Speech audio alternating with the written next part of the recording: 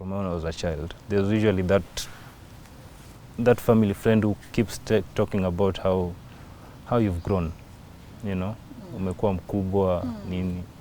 But you don't really know who he is exactly. You just know they're family friends and that they know you and you know their names and all that. I walked in on him in the act of raping my sister.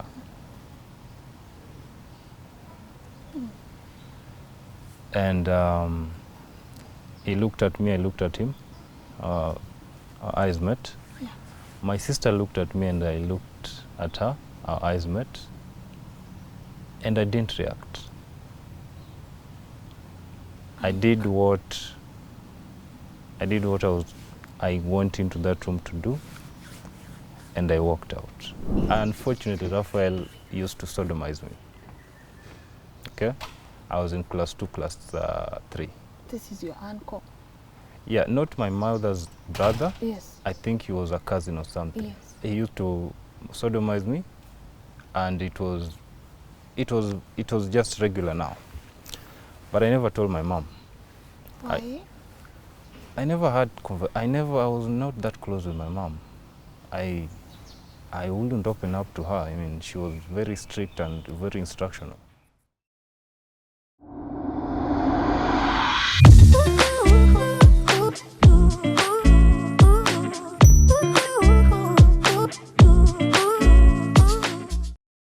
Hello and a warm welcome to LNS. My name is Lynn Ngugi. Now, I don't know how it would feel to have your own father show so much disinterest in you, and I also don't know why one would highly consider forgiving them. My guest today has gone through a lot, and he has even tried taking his life for I think 3 times, and he's about to let us in on his story. But before that, allow me to say thank you to our partners at Optiven Real Estate for sponsoring this episode, and you can check the amazing properties they have at Great Oasis Nanyuki. Start dialing this number and let me know what you think about their properties. And of course, to our amazing friends at Elegance Fashion Kenya for dressing your girl in this nice green outfit that I love and making her look elegant. And now, without further ado, please allow me to let my guest today introduce himself. Good morning. Morning. How are you? I'm fine. Uko salama? Niko poa. Kabisa? Aya, introduce yourself. So my name is Michael Opondo. Yeah. I'm a lawyer by profession, but I'm a software developer by practice. Yes. I come from a place called Ugenya in Siaya. Yeah. In short, it's the US. It's the it's the US. The US, Yeah. Ugenya, Siaya. Yes. Yeah, so today I want to share my story about my whole journey through my childhood, trying to meet my father and eventually meeting up with him, and also my own attempts on my life and how everything just turned out. Yeah. Can I just say, it makes me so happy when I see men wanting to share their stories, because it's not easy for men to open up. Yeah, it's not easy for men to open up because maybe it's because of how we are raised. We are raised to be strong. We are supposed to be strong. We are supposed to be, we are supposed to be the ones standing up, not showing our weakness. Yes. Yeah. Men are not even supposed to cry. In some areas. That's the assumption we have. Yeah, that's the assumption we have. Yeah. I want to let you walk us through your story, but before that, why was it important to share it? For me, it was very important for me to share this because of, mainly because of intentional parenting. I would really like to share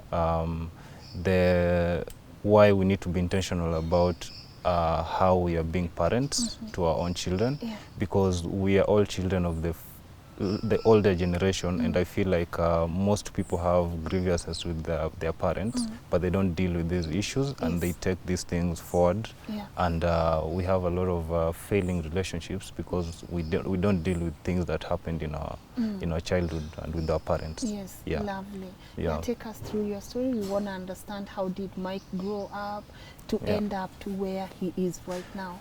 Yeah, so I was born in 93. I was born in February the 1st in 93.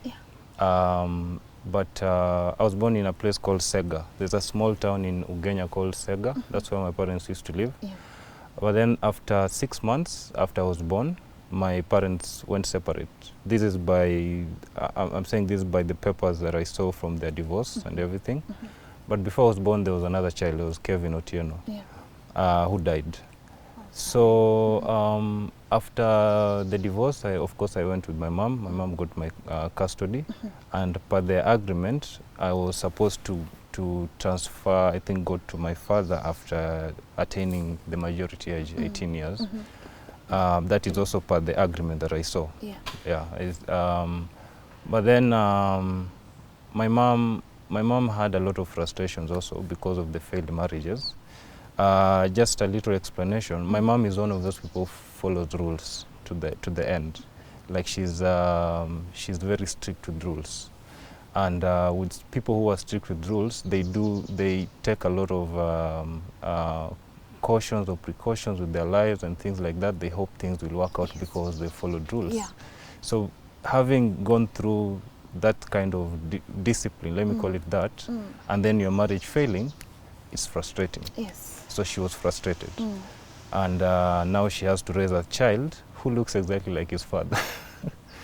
And you want to do this alone. So you want to start from scratch, you want to raise a child, your marriage has failed. You did all you thought you should have done, but it failed anyways. So this child is a constant reminder of how bad your life is. Yeah, and is male. So I will say, like, from my childhood, I watched my mother grow also, because she was also dealing with her own things. But of course, at that time, I wouldn't realize that.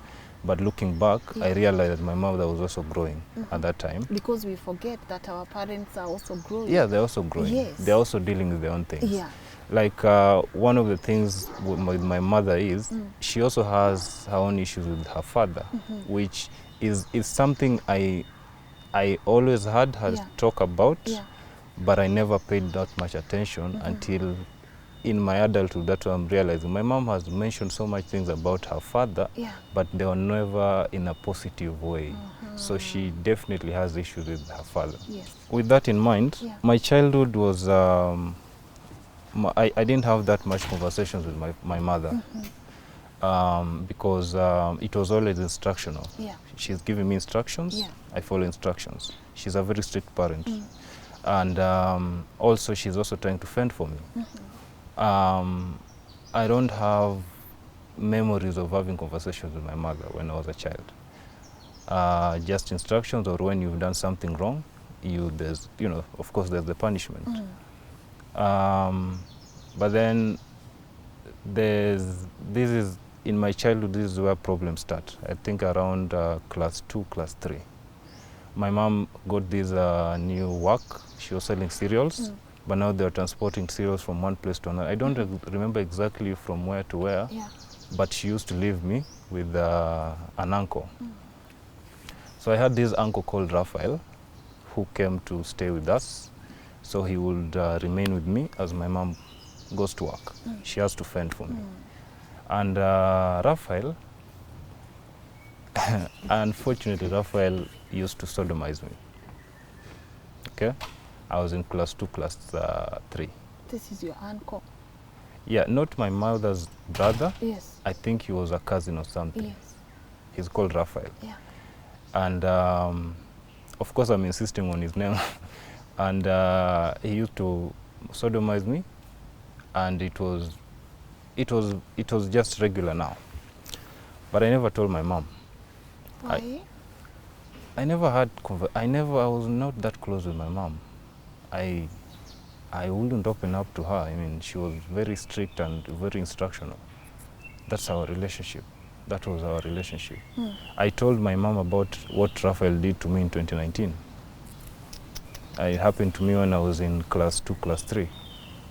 When I was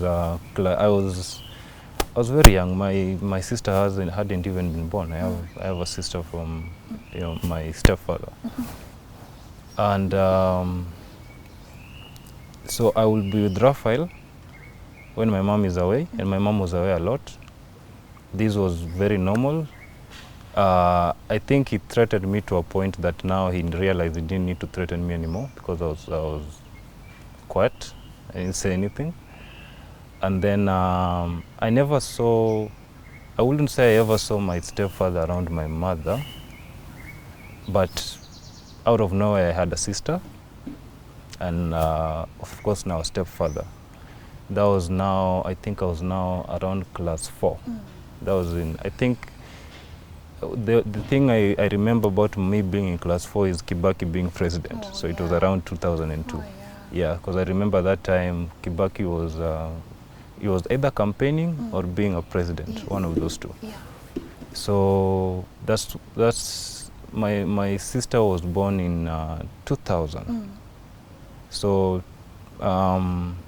before that I had never seen my stepfather or even, so I think my mother protected me from seeing other men.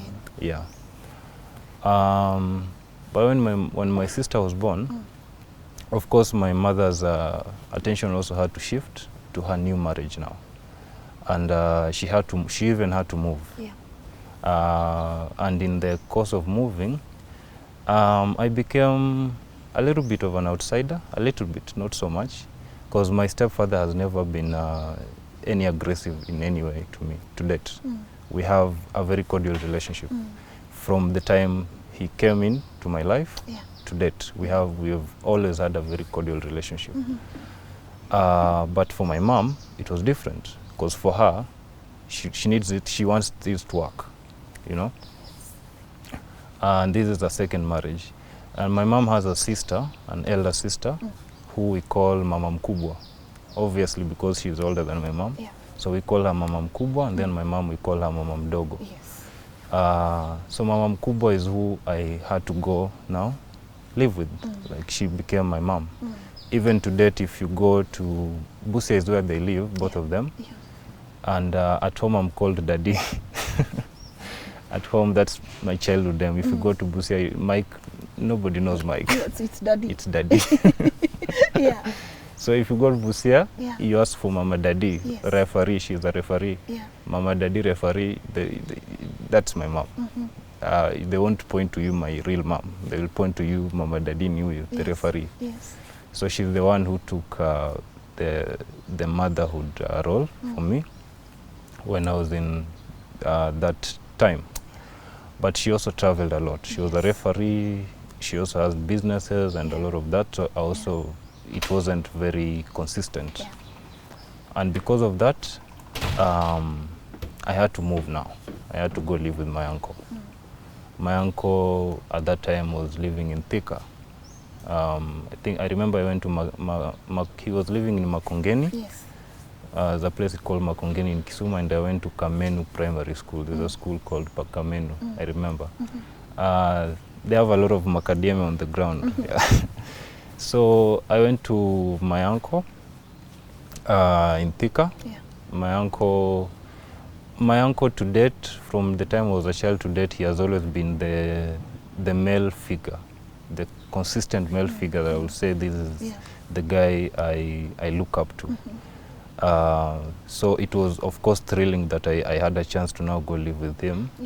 But I had my own issues also at that time. And as a child, the only way I would bring these things out was through chaos, you know. Like, I had an aunt now, Mama Eddie. Mama Eddie claimed me as a child. Now this is the wife to your uncle. The wife to my uncle. Now, the significance of this is that in my childhood, I was always looking for somebody to claim me, you know. Of course, I had my mom, Mama Mkubwa, and I had my own mom. But the problem with this is, it was not consistent, okay? And it wasn't consistent, not just because Mama Mkubwa we used to travel, but also because these are sisters. And when sisters have their own issues, children will have to be pulled into those issues. If they have their own fight, you'd know very well you're going to be pulled in those issues. You know, it will be mtoto wangu. Mtoto wangu, huyu atakuclaim kesho mtoto wangu. You know, all those kind of things. So yes, I know there was love in there, Mama Mkubwa, Mama Mdogo. I know there was love, but it wasn't consistent. And the energy wasn't consistent. So Mama Eddie claiming me was very significant for me. in as much as I wasn't an easy child for Mama Eddie, because when I went to live with Mama Eddie, I just had issues, you know. Like, I was a very emotional child. So if Mama Eddie punishes me in any way, I will take it, Out on her. yeah, very much. And when I say her claiming me, Mama Eddie used to introduce me as her firstborn. Eddie is my cousin. Eddie is somebody in my family, my whole extended family. Eddie is the person, if you ask me who's your brother, That's your brother. that's the first person I would think before I think of my real brother, Gabriel. Because I've grown with him as brothers. We are brothers. So Mama Eddie was the first person to claim me as her child. So she will introduce me, this is my firstborn, and then Eddie is the secondborn, and of course, Mercy. That was very important for me, but it also had its own confusion, because at home I will call her Mama. She allowed me to call her Mama, but I call my uncle Uncle. So I'm in class 5 at this time. I'm starting to understand more and more about the whole family structure, how a family structure, there's mother, there's father, and then there's children, and then there's the extended family. Yes. But in this case, there's mother, there's uncle, and then there's children. So it's not... Making sense. Yeah, of course I know who my mother is. I know I have a stepfather. At least I could call him father. Yeah. But in this place, it just doesn't feel right. So I'm fighting to go back to Busia.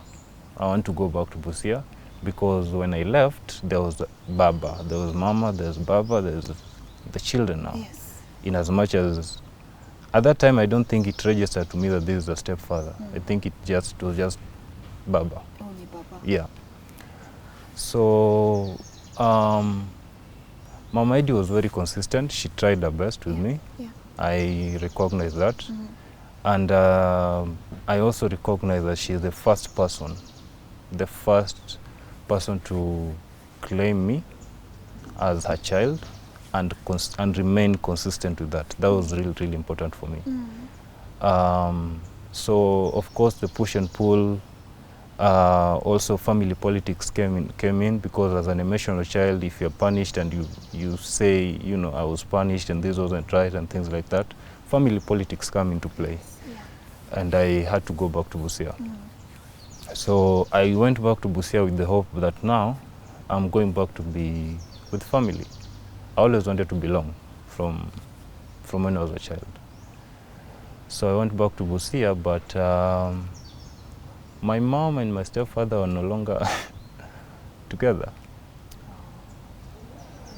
Yeah, so I'm in class 7 now, because I stayed with Mama Eddie for 2 years, 5 and 6. Yeah. We went to Thika, and then we moved to Mombasa, class 6, Mikindani Primary. Then class 7, I went back to Busia, the same school. And now I want to know who my father is. I'm in class 7. So during this time, of course, my mother didn't oppose me wanting to know my father. She wasn't opposed to it. But something else also happened just during this time. When I was in class 7, class 8, this transitional time, you are a candidate. You are being taken seriously. My mom wants great performance, so you're an adult, a lot of those things. I just feel like I never had a chance to be a child.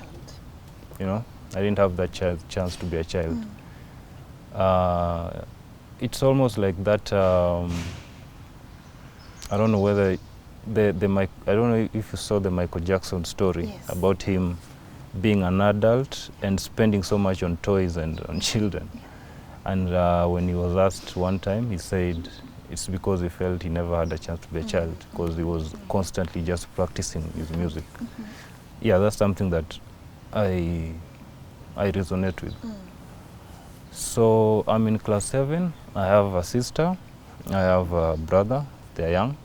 I am 7 years older than my sister, who was born in 2000, and then my brother was born in 2002. So my stepfather remarried, but he's in Busia. He's available. He shows up. He shows up. Yeah. So I know him, but we live with my mom and my 2 siblings. So if my mom is not around, I'm in charge. And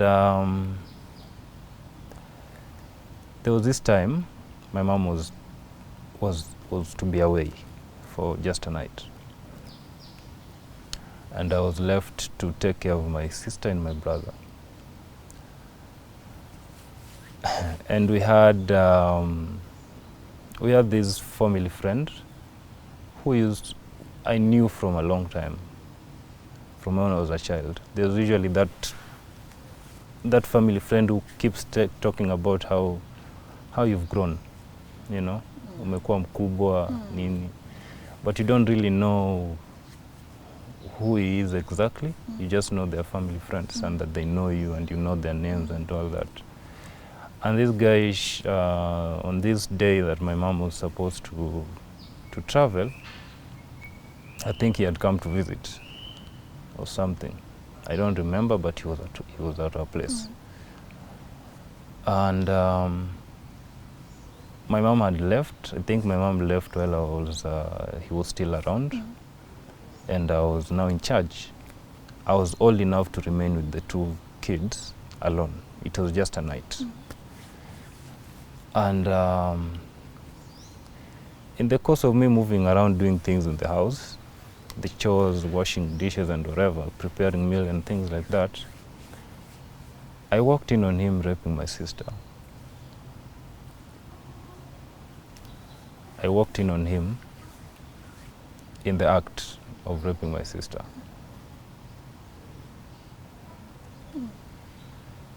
And he looked at me, I looked at him, our eyes met. Yeah. My sister looked at me and I looked at her, our eyes met, and I didn't react. I did what I went into that room to do, and I walked out. Kwamua maono yako na Optiven. Get a piece of land at the Great Oasis Gardens Nanyuki. Deposit or place an installment of 590k on any of Optiven's projects and get an instant 15k cashback. To this day, I don't know why I froze on that day.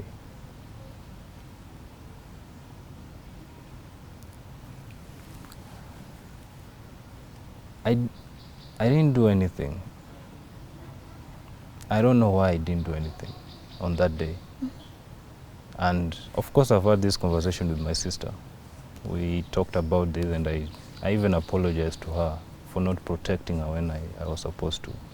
But I don't know why, on that specific day, at that specific time, why I froze and I didn't do anything. I didn't even scream. I didn't even go call the neighbors. I didn't do anything. I just did what I looked at the situation. I looked at him. I looked at my sister. And I did what I went to do into that room, and I walked out. I think I was around 12 years old, because I was in class 8, I was at 13 years. So in class 7, I was 12. But I don't know what happened that day. And my mom came back the next day, and I told her what had happened. Of course, I already had my own issue, the whole Raphael thing. Yes. The whole Raphael thing that had happened to me. And I told my mom about what had happened to my sister. She believed me, but nobody else believed the story. Nobody. I was asked so many times, are we sure you really saw what happened? And yeah, I'm sure I know what happened. And your sister, did she tell your mom? Yeah, she did, but she's a child, so Not are you really much. sure? Are you really sure you know what happened? Yes. You know, these are very serious accusations. Are you really sure? So my mom said, let's go do a test. So we went to the hospital, we did a test, and it confirmed that it had happened. That's when everybody believed that it had actually happened. Was he arrested? No. Why? You see, we have laws, yes, I know. We can change laws as much as we want every day. Like I said, I'm a lawyer. I know how the law works. There's just a way as a society or wherever we are that makes it difficult for things to happen the way they're supposed to happen. Like I had mentioned, regulations are not going to change, you know. It's just the way people are. You know, she wasn't arrested. Yeah. By the time people were now reconciling with the fact that it had happened, because now we have evidence from the hospital. The guy was in Mombasa. He had already traveled, facilitated by her mother, you know. Yeah. So of course we are left here with it's now reduced to a family issue. It's her mother speaking to my mother, and my mother trying to protest. And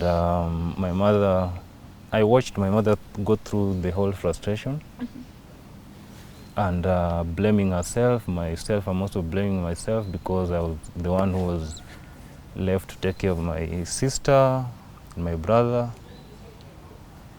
She was trying her best. My stepfather also tried. But it just went away. I do meet the guy still to date in Busia. I know him. I just forgot his name.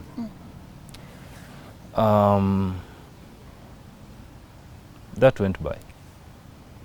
But that was also very significant for me. Because it's something that had happened to me, and I had not even talked to it about to anybody. And now my sister. And around this time, I'm also starting to look for my father. I need to know who my father is, because now I know this is the stepfather, this is not my father. Yeah. I need to know my father. And my mother is not opposed to it, so she introduced me to my grandmother from my paternal side. So every holiday, I will go home. Let me call it home. I'll go home, trying to trace my father. But so this is from class 7 to class 8. These are the times that I used to go the holidays, Yes. every holiday.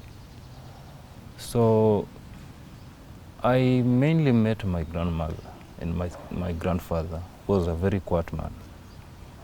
And I mainly had stories about my father.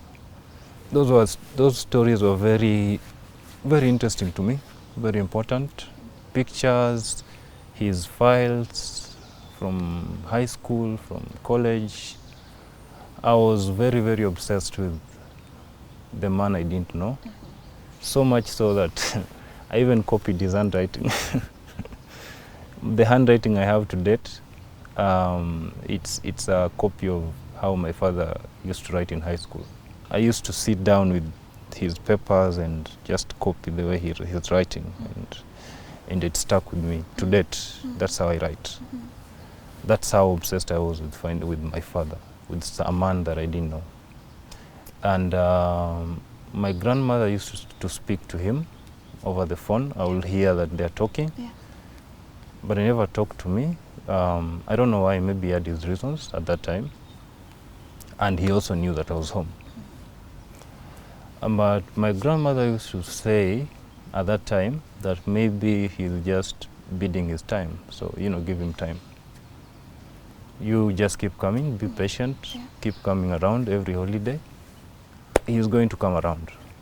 So I would always go to try and, bring my father around to talking to me. So much so that by the time I was in class 8 now, I think term 1 or term 2, I had now had his business card. My grandmother gave it to me. He said, when you get a chance, just call him. He knows who you are. He knows you've been here since last year. So, just call him. So I had his business card. That was like an ATM for me. Yeah. I went with that card everywhere, I remember. And I was so proud of his title. Of course, it had his title. In Busia, most fathers don't have formal jobs. They're mostly business people. Yes. So you have your father who works in you don't know him, but he has a title, Yeah. and he works at this big company that everybody knows. Yes. He was working with one of the publishers. I'm trying my best not to mention him or his Name. Yeah. Yeah. So he was working with one of the publishers, and of course, as I was a class 8, we know the publishers because we buy books from the publishers. My father works with one of these publishers. So my dad works here. This is the card. This is the card. This childhood playground banter. My father is this and that, and you're so proud of your father. Yeah. You don't even know him, but you're proud of him. You defend his name everywhere because you have his business card. And it makes you proud. It makes you proud. You've seen his pictures. You've never met him, but you can see yourself there. Yeah. You have his handwriting. And my father used to write ESQ. There's something he used to write ESQ. After writing his name, he'll write ESQ in his after his name. Yeah. He went to school in Maseno, so everything will be like his name, ESQ. Yeah. If you check my books from class 7 all the way to form 3, you'll find ESQ. I tried my best I molded almost everything towards him. So now I have his business card. Yeah. Now in, this was I think 2006.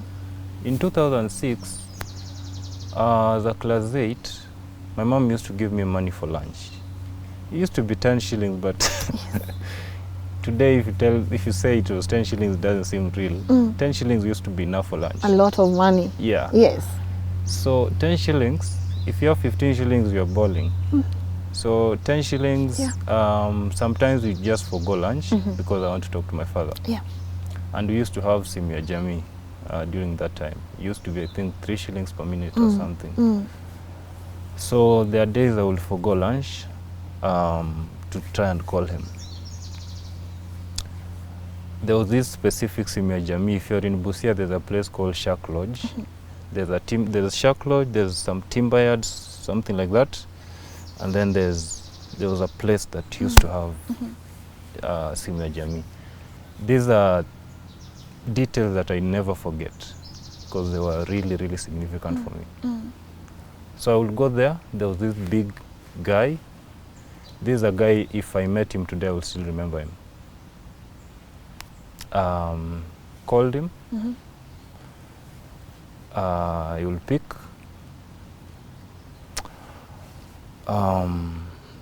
Hello, who is this? It's Michael Opondo. There will be silence, and then it will hang up.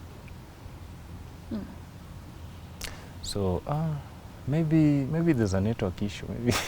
Maybe he didn't hear me well. Yeah. Let's try again. Yeah. Talk to me about the first time you heard that voice, hello, his voice. I had already heard his voice when he was speaking mostly to my grandma. To the grandma. Yeah. Because to you directly. To me, my reaction has always been freezing. I don't know. My reaction has always been freezing, even with my whole sister thing. It's always been freezing. I usually just, when something has either shocked me or whatever, freeze. Yeah. I freeze in place. But, and plus, as an emotional child I was,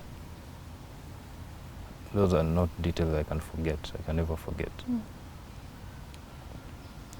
And I tried again and again. I always had an excuse that maybe there's a network issue. Let's try again.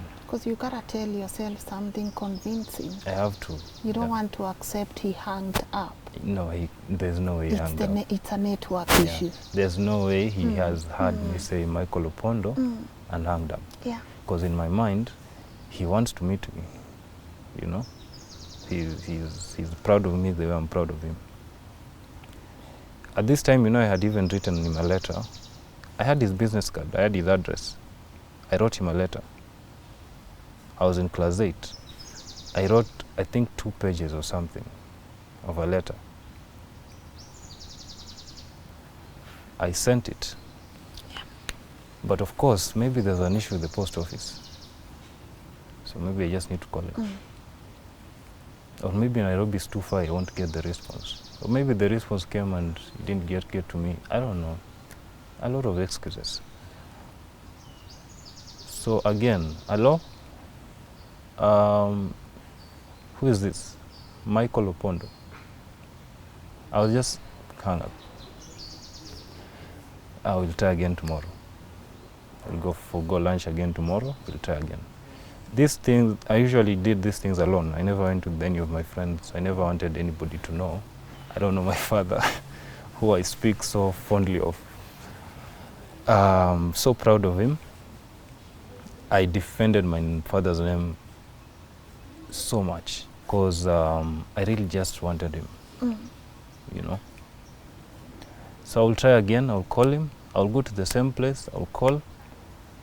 I will say my name. He will hang up. I don't know why. To date, I don't know why. But then, there is one day, I went to those same calls, because with 10 shillings, I usually had like 3 minutes. So I would like call 3 times. Of course, I know, now I know that it was on purpose. But then this day, this big guy, he asked me, after calling him and him hanging up, and me trying again and then him hanging up, he asked me, are you sure this person you keep calling every day knows you?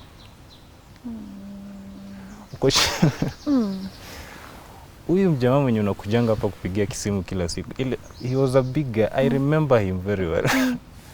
Uko sure huyu mtu anakujua? Yeah, nijua. Nijua.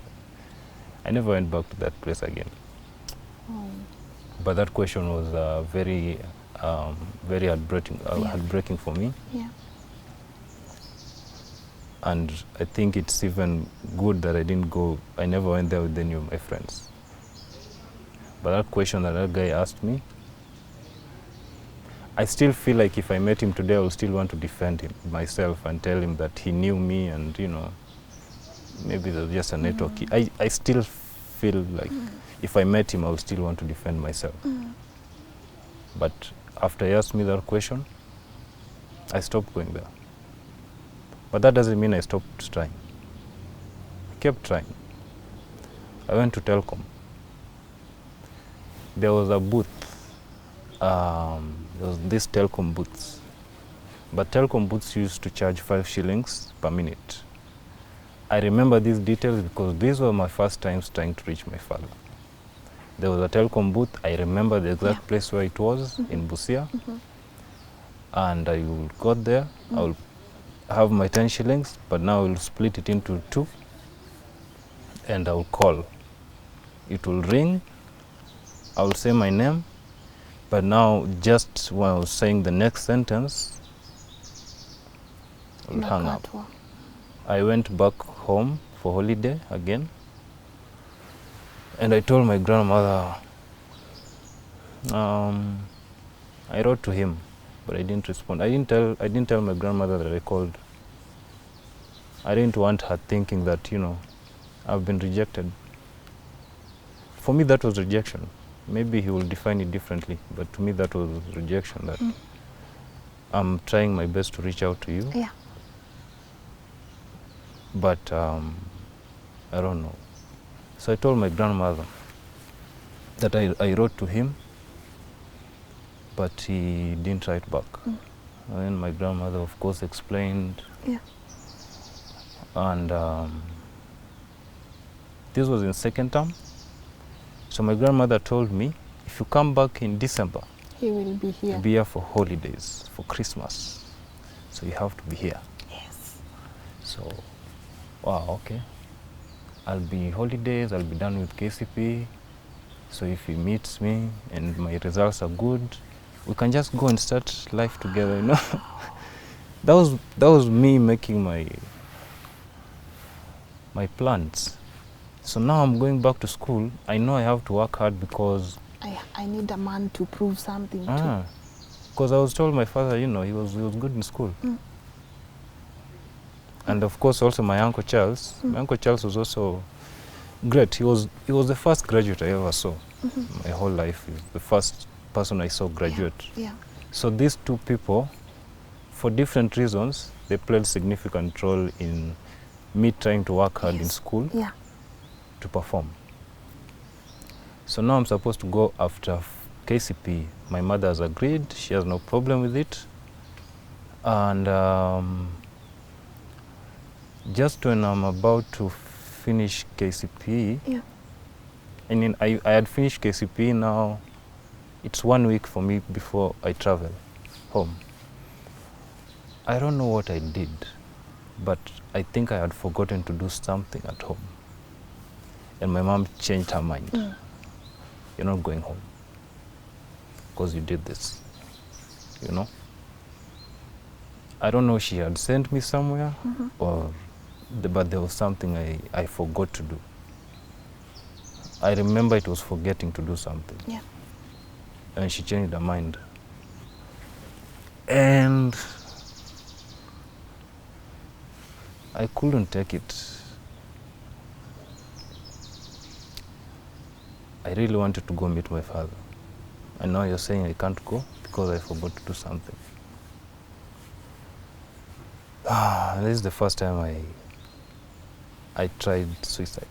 I never told anybody why I tried committing suicide, because nobody will believe that I tried because your mother refused for you to go home. But this was the first time I tried committing suicide. I was with my friend Kennedy.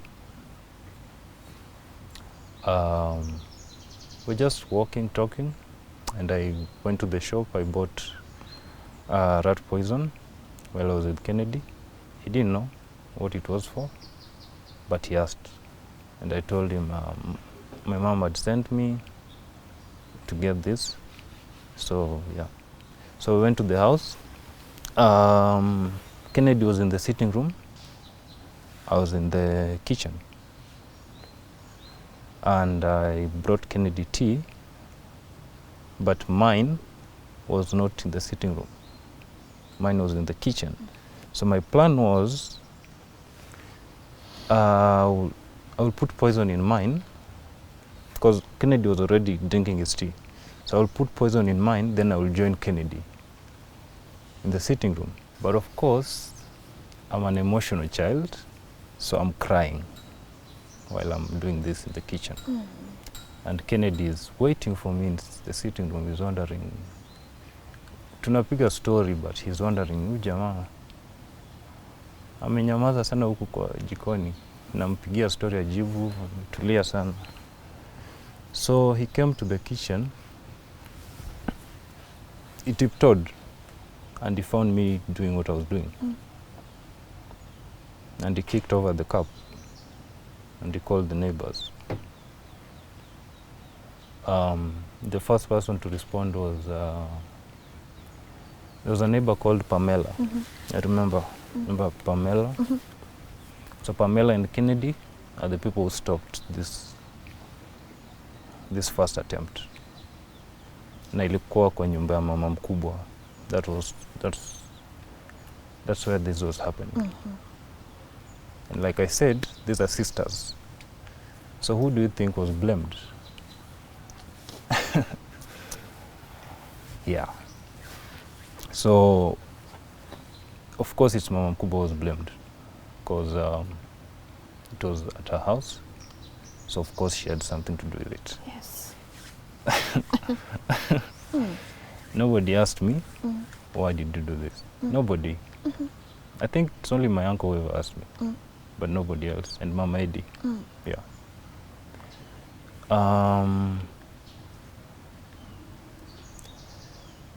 The way this was dealt with was I was taken again back to my uncle, Mama Eddie now. But this time Mama Eddie was living in Nairobi with my uncle. And you remember I told you the first time I lived with Mama Eddie, I had to leave because family politics and, you know, unatesa mtoto nini, those kind of things.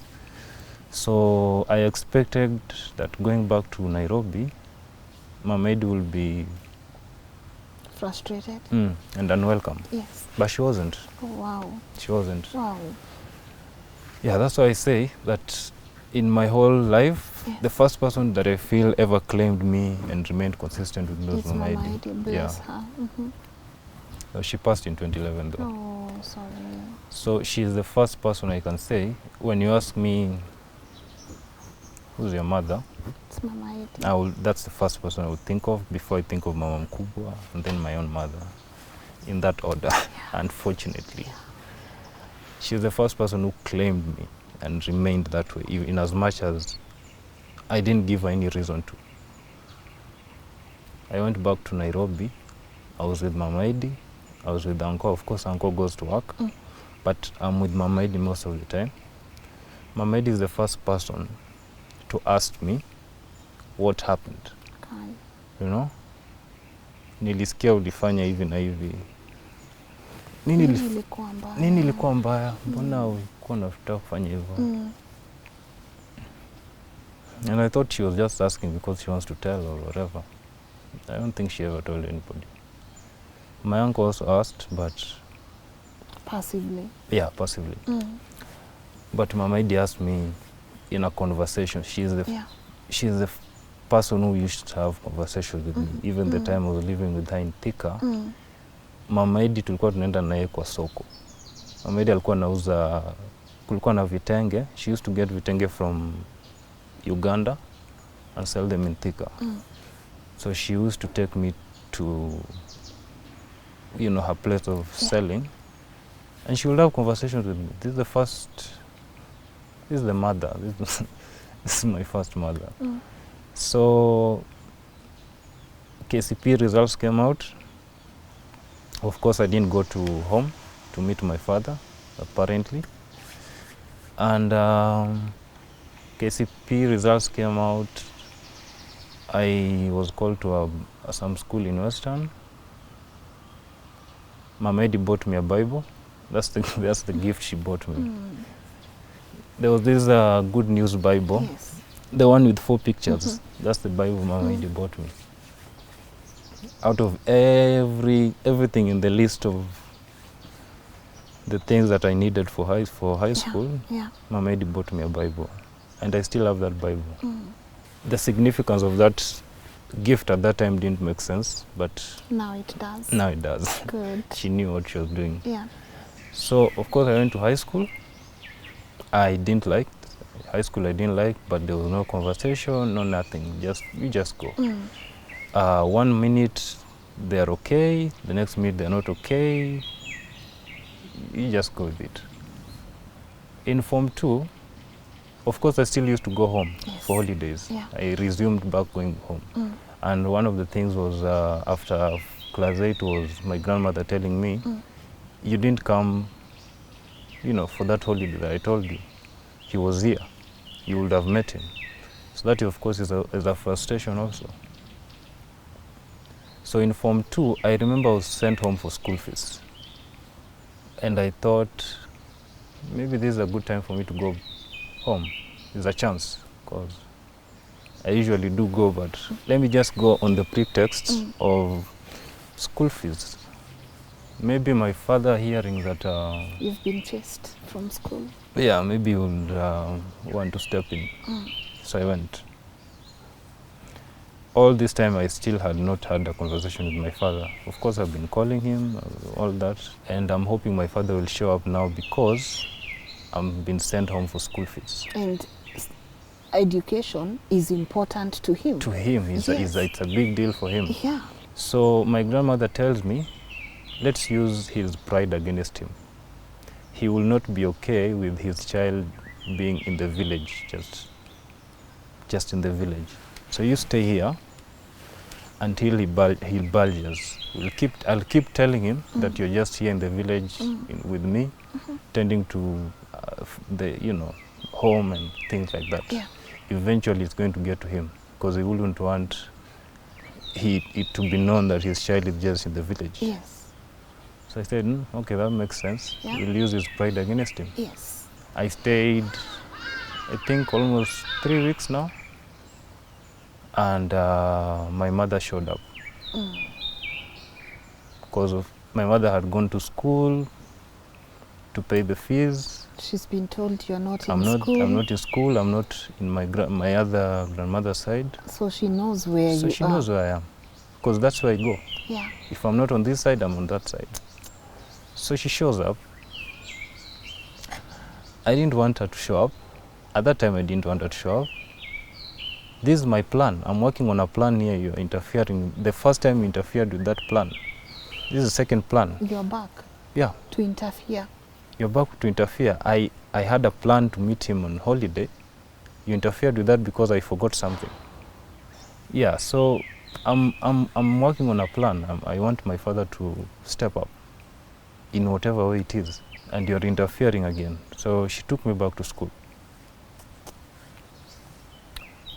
I was in Form 2. This was in 2008. 2008, yeah. I was in Form 2. I went back to school.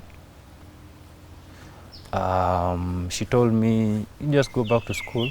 After you're done with high school, you'll have all the time To meet your father. to meet your father, to look for him. Yeah. But I wasn't satisfied, Yes. because I knew my mom, I know we won't have this conversation. We never have any conversations. I know she's just saying that. And I tried taking my life again. In school. In school. This was in Form 2. But this time there was nobody to stop me. I was in the dormitory, alone. I remember I bought poison again and sleeping pills. So my plan was, I will take the poison and then I will take sleeping pills. Who is this selling to you poison so easily? You buy poison in the shop, rat poison and sleeping pills. Zangombe. Yeah, it's very simple. So I bought rat poison and I bought sleeping pills. So the plan was, I'll take the poison, then the sleeping pills, and hope that I get to sleep and just, just pass in my sleep.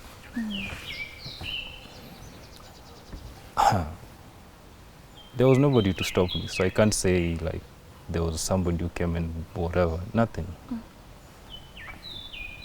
But you wouldn't believe me if I say that nothing happened. Nothing happened. Nothing happened. I took both things. I took both of them. Yeah. In the dormitory alone. My school was called Ndenga Secondary School. So if you go to Ndenga Secondary School, there's the boys' hostel. Yeah. The boys' hostel, my bed was close to the window. I took the poison and I took the sleeping pills, and nothing happened. Wow. Allow me to stop you there, because I have a feeling that this discussion cannot be rushed. It will be very unfair for us to say, let's rush this conversation. Because I know you finally got a chance to meet your dad, and there are so many lessons that we are about to learn from your story. So guys, you know how we do it on this platform. We do not rush guests, especially if there is so much that has been left unsaid. So allow us to break for water break kidogo, tukunywe maji, and we'll definitely be coming back for part 2 of this conversation. So if you are watching, let me first know what your thoughts are, and be sure to join us for part 2 of this story tomorrow at 10 a.m. Itachukua long kama ile ingi. Sasa tomorrow at 10 a.m. come back here for part 2 of this conversation.